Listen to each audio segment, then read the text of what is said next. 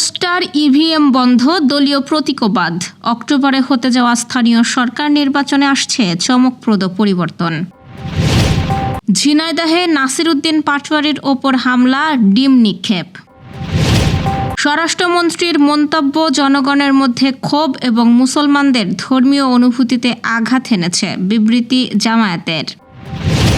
Big cat সুরক্ষা জোটে যোগ দিচ্ছে বাংলাদেশ। ডাক্তারি পরীক্ষা ছাড়া বিক্রি নয়, মোরেলগঞ্জে পশুর হাটে কড়া নজরদারি।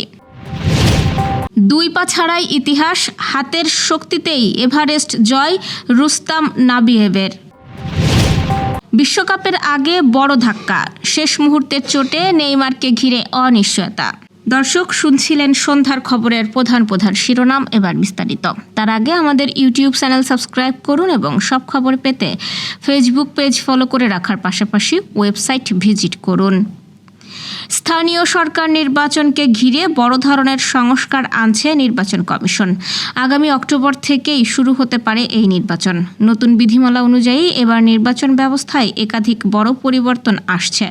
সবচেয়ে উল্লেখযোগ্য সিদ্ধান্ত হলো কাগজের পোস্টার ব্যবহার সম্পূর্ণ নিষিদ্ধ করা হচ্ছে। একই সঙ্গে বাতিল করা হচ্ছে ইলেকট্রনিক ভোটিং মেশিন বা ইভিএম ব্যবহারের নিয়ম এবং অনলাইনে মনোনয়নপত্র দাখিলের সুযোগও থাকছে না। এছাড়াও এবার স্থানীয় সরকার নির্বাচন সম্পূর্ণভাবে নির্দলীয়ভাবে অনুষ্ঠিত হবে, ফলে কোনো দলীয় প্রতীক ব্যবহার করা যাবে না। অর্থাৎ প্রার্থীরা ব্যক্তিগতভাবে প্রতিদ্বন্দ্বিতা করবেন, দলীয় পরিচয় সরাসরি ব্যালটে থাকবে না। নির্বাচন কমিশন আরও জানিয়েছে, প্রবাসী ভোট বা পোস্টাল ভোটের কোনো ব্যবস্থা থাকছে না। একই সঙ্গে ফেরারি আসামি এবং কিছু আইসিটি আইনের মামলায় চার্জভুক্ত ব্যক্তিরাও প্রার্থী হতে পারবেন না। এছাড়া বিভিন্ন স্তরের স্থানীয় সরকার নির্বাচনে জামানতের পরিমাণও বাড়ানো হচ্ছে, যদিও এখনও নির্দিষ্ট পরিমাণ ঘোষণা করা হয়নি। ইসি বলছে, নির্বাচনকে অবাধ, নিরপেক্ষ ও সহিংসতামুক্ত করতেই এইসব পরিবর্তন আনা হচ্ছে। সরকারের নিরপেক্ষ ভূমিকা, রাজনৈতিক দলগুলোর দায়িত্বশীল আচরণ এবং মাঠ পর্যায়ের নির্বাচনী কর্মকর্তাদের সততা সবকিছুর উপর নির্ভর করবে সুষ্ঠু ভোট আয়োজন। জ্যেষ্ঠ নির্বাচন কমিশনার আব্দুর রহমানেল মাসুদ বলেছেন, প্রয়োজনে কঠোর ব্যবস্থা নেওয়া হবে এবং অনিয়ম পেলে ভোট কেন্দ্র পর্যন্ত বন্ধ করা হতে পারে। সব মিলিয়ে আসন্ন স্থানীয় সরকার নির্বাচন হতে যাচ্ছে একেবারেই নতুন কাঠামোর একটি ভোট প্রক্রিয়া, যা নিয়ে ইতোমধ্যেই ব্যাপক আলোচনা শুরু হয়েছে রাজনৈতিক অঙ্গনে।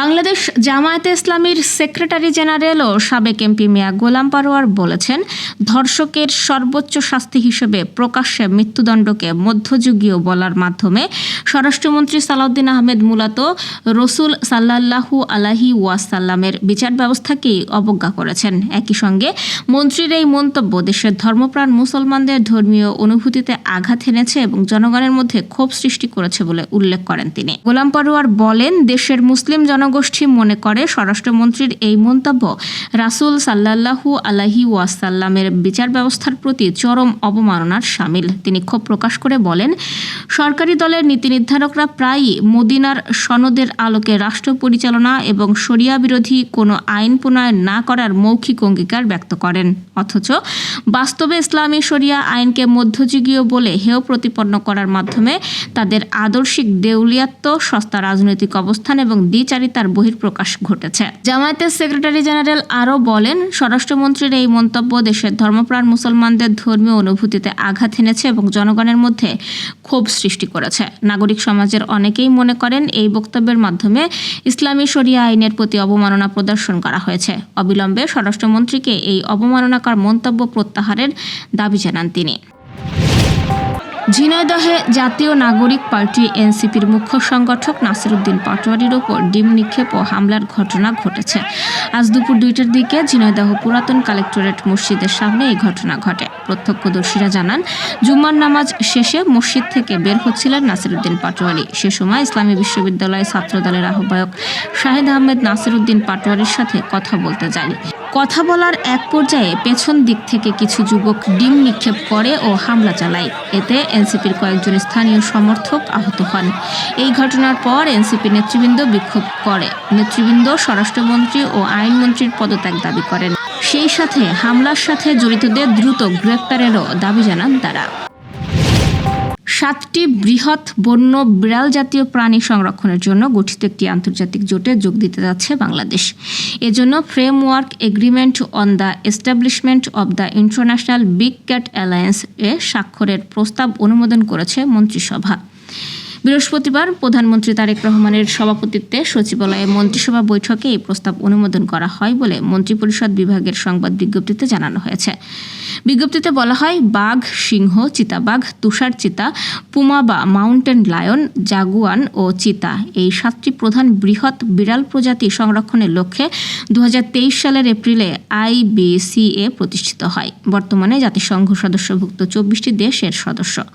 এই এগ্রিমেন্টের মূল উদ্দেশ্য হল সদস্যভুক্ত দেশগুলোর বিগ ক্যাটের আবাসস্থল সুরক্ষা, অবৈধ শিকার ও বাণিজ্য প্রতিরোধ এবং প্রযুক্তিগত সহযোগিতা ও অভিজ্ঞতা বিনিময় করা। বাংলাদেশ রয়্যাল বেঙ্গল টাইগারের হোম কান্ট্রি হওয়ায় সুন্দরবনের ইকোসিস্টেম ব্যবস্থাপনা ও সংরক্ষণ বিবেচনায় এই এগ্রিমেন্ট স্বাক্ষরের প্রস্তাব মন্ত্রিসভা অনুমোদন করেছে। পবিত্র ঈদুল আজহা উপলক্ষে বাগেরহাটের মোরেলগঞ্জে পশুর হাটে প্রস্তুত রাখা হয়েছে প্রায় 7,000 গবাদি পশু। এর মধ্যে রয়েছে গরু, মহিষ, ছাগল ও ভেড়া। শুক্রবার সোলমবাড়িয়া বালুর মাঠ পশুর হাটে দোয়া অনুষ্ঠানের মধ্য দিয়ে আনুষ্ঠানিকভাবে হাটের উদ্বোধন করা হয়। উপজেলা প্রাণী সম্পদ দপ্তর জানিয়েছে, প্রতিটি হাটেই মোবাইল ভেটেরিনারি টিমের মাধ্যমে ডাক্তারি পরীক্ষার ব্যবস্থা রয়েছে। পরীক্ষা ছাড়া কোনো গবাদি পশু বিক্রি করা যাবে না বলে কঠোর নজরদারি চলছে। খামারি ও ব্যবসায়ীরা পশু বিক্রি শুরু করলেও স্বাস্থ্যসম্মত ও নিরাপদ পশু বিক্রিতে গুরুত্ব দিচ্ছে প্রাণী সম্পদ বিভাগ।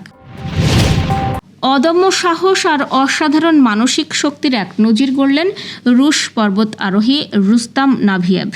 2 পা হারানোর পরও তিনি থেমে যাননি। কৃত্রিম পা ব্যবহার ছাড়াই শুধুমাত্র নিজের 2 হাতের শক্তিতে তিনি বিশ্বের সর্বোচ্চ শৃঙ্গ মাউন্ট এভারেস্ট জয় করেছেন।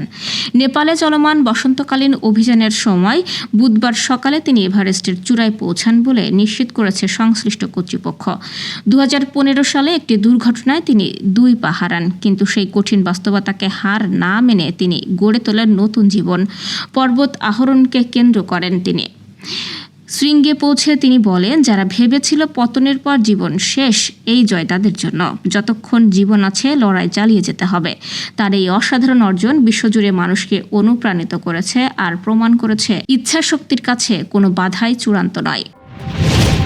বিশ্বকাপ প্রস্তুতির মাঝেই বড় দুশ্চিন্তায় ব্রাজিল শিবির। নতুন করে চোটে পড়েছেন তারকা ফুটবলার নেইমার। কাফ ইনজুরির কারণে তার আসন্ন প্রস্তুতি ম্যাচগুলোতে অংশগ্রহণ নিয়ে তৈরি হয়েছে অনিশ্চয়তা। 27 মে জাতীয় দলের ক্যাম্পে যোগ দেওয়ার পর তার শারীরিক অবস্থা বিস্তারিতভাবে পরীক্ষা করা হবে। সেখানেই নির্ধারিত হবে পরবর্তী সিদ্ধান্ত। ব্রাজিল কোচ কার্লো আনচেলত্তি জানিয়েছে, নেইমারকে কোনো বিশেষ সুবিধা দেওয়া হবে না। সবাইকে সমান মেডিকেল প্রোটোকলের মধ্য দিয়েই যেতে হবে। অন্যদিকে ক্লাব সান্তোস দাবি করছে চোট গুরুতর নয় এবং তিনি দ্রুতই মাঠে ফিরতে পারেন। তবে ব্রাজিল ফুটবল ফেডারেশনের তথ্য বলছে পরিস্থিতি আরও জটিল হতে পারে এবং পুরোপুরি সেরে উঠতে সময় লাগবে। এই অবস্থায় 31 মে ও 5 জুনের প্রস্তুতি ম্যাচে নেইমারের খেলা নিয়ে বড় ধরনের শঙ্কা দেখা দিয়েছে। এখন সবার নজর 13 জুন মরক্কোর বিপক্ষে বিশ্বকাপের প্রথম ম্যাচে। সেখানে তিনি কতটা ফিট থাকেন সেটিই সবচেয়ে বড় প্রশ্ন। দর্শক, এই ছিল সন্ধ্যার আয়োজন। রাতের খবর দেখার আমন্ত্রণ রইল। এতক্ষণ সাথে থাকার জন্য ধন্যবাদ।